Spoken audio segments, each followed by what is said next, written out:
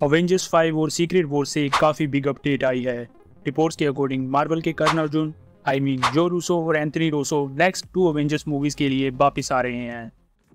इतनी खुशी मुझे आज तक। इसके अलावा एक्टर मैथ्यू मैककॉनही भी एमसीयू में दिखने वाले हैं। और क्या डेडपूल एंड वोल्वरिन के बाद 616 यूनिवर्स के अवेंजर्स और चार्ल्स एक्जेवियर के म्यूटेंट्स आपस में भिड़ने वाले हैं?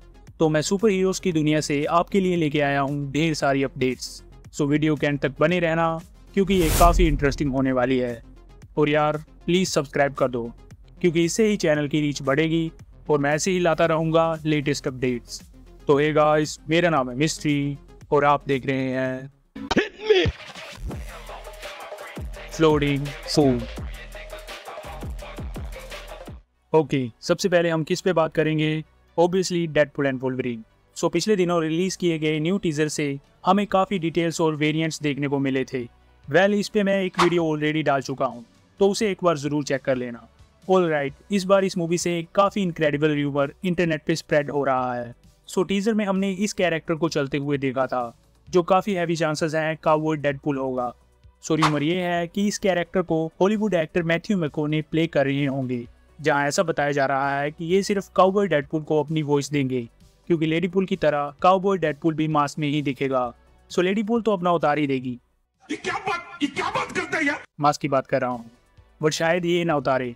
लेकिन मे भी ऐसा हो सकता है कि एंडिंग में या फिर क्रेडिट्स के दौरान हमें डेडपूल कोप के हर डेडपूल को प्ले करने वाले एक्टर्स अपना मास्क उतारते हुए दिखें, जहाँ हमें कई सरप्राइजिंग कैमियोज देखने को मिल जाएंगे। बात तो सही है।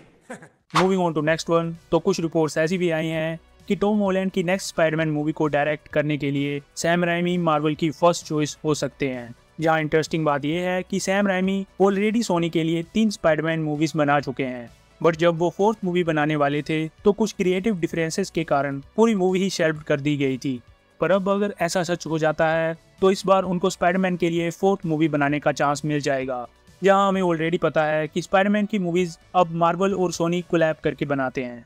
तो हाई चांसेस ये हैं कि टॉम हॉलैंड की नेक्स्ट स्पाइडरमैन मूवी में हमें टोबी मैगवायर और एंड्रू गारफील्ड भी अपीयर होते हुए नजर आ जाएं, क्योंकि हम जानते ही हैं कि सोनी नो वे होम की सक्सेस को एक बार फिर रेप्लिकेट करने की कोशिश करेगा। नेक्स्ट बात करें डीसी की, तो पीसमेकर सीजन 2 की फिल्मिंग से किसी ने ये इमेज शेयर कर दी थी जिससे फैंस में कंफ्यूजन पैदा हो गई है। एक्चुअली इस इमेज में हम 3 कैरेक्टर्स को देखते हैं, जिनमें से एक तो अपने जॉन सीना भाई है जिन्होंने नया पीसमेकर सूट पहना है, दूसरा कैरेक्टर व्हाइट ड्रैगन है और इसके साथ ही एक और मिस्टीरियस कैरेक्टर भी नजर आता है जिसके बारे में लोगों को ज्यादा पता नहीं है। आई थिंक ये कैरेक्टर डीसी कॉमिक्स से सिटीजन स्टील होगा। जेम्स गन ने ऑलरेडी ये कंफर्म कर दिया है कि पीसमेकर का सीजन 2 डीसीयू की सुपरमैन मूवी के बाद टेक प्लेस करेगा। एक्चुअली जॉन सीना का ये कैरेक्टर अब एक नए यूनिवर्स में दिखेगा, जिसे हम एक सॉफ्ट रिबूट भी कह सकते हैं, जहां फर्स्ट सीजन के कुछ एलिमेंट्स इस यूनिवर्स में वैसे ही रहेंगे बट कई सीन्स को कैनन नहीं माना जाएगा। जैसे कि फर्स्ट सीजन के एलियन इन्वेजन वाले सीन्स कैनन होंगे, बट जस्टिस लीग के अपीयर होने वाला ये सीन कैनन नहीं होगा। शायद इस सीन को चेंज या फिर मॉडिफाई करके ऐसा दिखाया जाए कि यहाँ जस्टिस लीग नहीं बल्कि justice society of America appear हुई थी, जिसमें हमें फ्यूचर डीसीयू के कैरेक्टर्स जैसे कि मिस्टर टेरिफिक, गाय गार्डनर, होप गर्ल और बाकी कुछ मेंबर्स भी दिख सकते हैं। नेक्स्ट बात करें तो मार्वल फैंस के लिए एक बड़ी खुशखबरी है। ऐसा बताया जा रहा है कि केविन फैगी और रूसो ब्रदर्स के बीच बातचीत अपने आखिरी मोड़ पे है और आने वाले कॉमिक कॉन में ये ऑफिशियली अनाउंस कर दिया जाएगा कि रूसो ब्रदर्स एमसीयू के लिए नेक्स्ट 2 अवेंजर्स मूवीज को डायरेक्ट करने वाले हैं। इसके साथ ही क्रिस्टोफर मार्कस और स्टीवन मैकफली भी एज राइटर्स इन 2 मूवीज पे काम करेंगे। अगर आप नहीं जानते तो ये दोनों वही हैं जिन्होंने रूसो ब्रदर्स के लिए Winter Soldier, Civil War, Infinity War और एंड गेम जैसी एक्सीलेंट मूवीज को राइट किया है। So it's a big news. जहाँ ऐसी रिपोर्ट्स भी हैं कि अगर ये दोनों नेक्स्ट मूवीज के लिए ऑन बोर्ड आते हैं तो वो 80s की सीक्रेट वॉर्स को अडेप्ट करने की कोशिश करेंगे, जिसमें मेन विलन वियोंडर होता है और वो सुपर हीरोज और विलन को आपस में लड़वाता है। बट 1984 की सीक्रेट वॉर्स कॉमिक्स में अपीयर होने वाले सारे कैरेक्टर एक ही यूनिवर्स 616 के थे, क्योंकि इस कॉमिक्स की स्टोरी लाइन में डिफरेंट वेरिएंट्स और डिफरेंट रियलिटीज वाली थीम को नहीं दिखाया गया था। जहां हम एमसीयू की मल्टीवर्स सागा में ऑलरेडी कुछ वेरिएंट्स और यूनिवर्सेस को देख चुके हैं जिनकी स्टोरी फॉर श्योर लास्ट में जाकर कनेक्ट होगी। सो अगर रूसो ब्रदर्स रिटर्न करते हैं तो वो 1984 की सीक्रेट वॉर्स को मॉडिफाई करके दिखा सकते हैं, जिससे वियोंडर को भी दिखाया जा सकता है और इसके अपीयर होने से कैंग द कॉन्करर से फोकस भी नहीं हटेगा। सो अपने सारे शेद खोल लो और मैं जो थ्योरी बताने जा रहा हूँ उसे ध्यान से सुनना। आई थिंक ऐसा दिखाया जा सकता है कि नथानियल रिचर्ड्स कैंग का सुप्रीम वेरिएंट होगा और ये अपनी पावर्स और टेक्नोलॉजी से कैंग के मोस्ट टेरिफाइंग वर्जन में बदलेगा जिसे बियॉन्डर कहा जाएगा।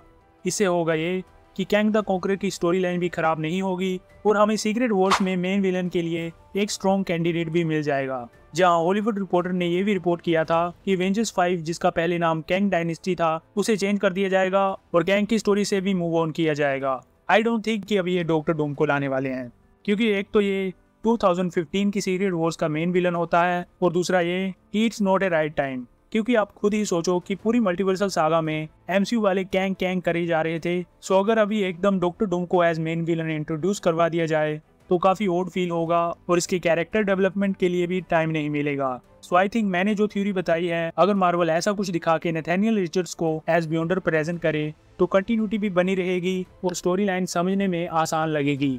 जहाँ इसके अलावा कुछ रिपोर्ट्स ये भी हैं कि एवेंजर्स 5 में मार्वल सिर्फ कैंग से ही मूव ऑन नहीं करने वाला, बल्कि इस मूवी की पूरी स्टोरी को रीथिंक किया जा रहा है। क्योंकि रूमर्स ये भी हैं कि इस मूवी में अवेंजर्स वर्सेस एक्स-मैन दिखाया जा सकता है। क्या बात कर रहे हैं? इट इज पॉसिबल कि ये एक्स-मैन द मार्वल्स के पोस्ट क्रेडिट में दिखाए गए बीस्ट के यूनिवर्स से हों, जहां हम जानते ही हैं कि डेडपूल एंड वोल्वरिन और एक्स-मैन 97 ने म्यूटेंट्स के लिए काफी हाइप बना दी है, जिससे फैगी चाचा नोट गिनते हुए यही सोच रहे होंगे कि मेन यूनिवर्स के एक्स-मैन तो नेक्स्ट सागा में ही अपीयर होंगे, तो क्यों ना मल्टीवर्सल सागा में किसी और यूनिवर्स की एक्स-मैन टीम को 616 यूनिवर्स के एवेंजर से भिड़ा दिया जाए। जिसका मेन रीजन क्या हो सकता है?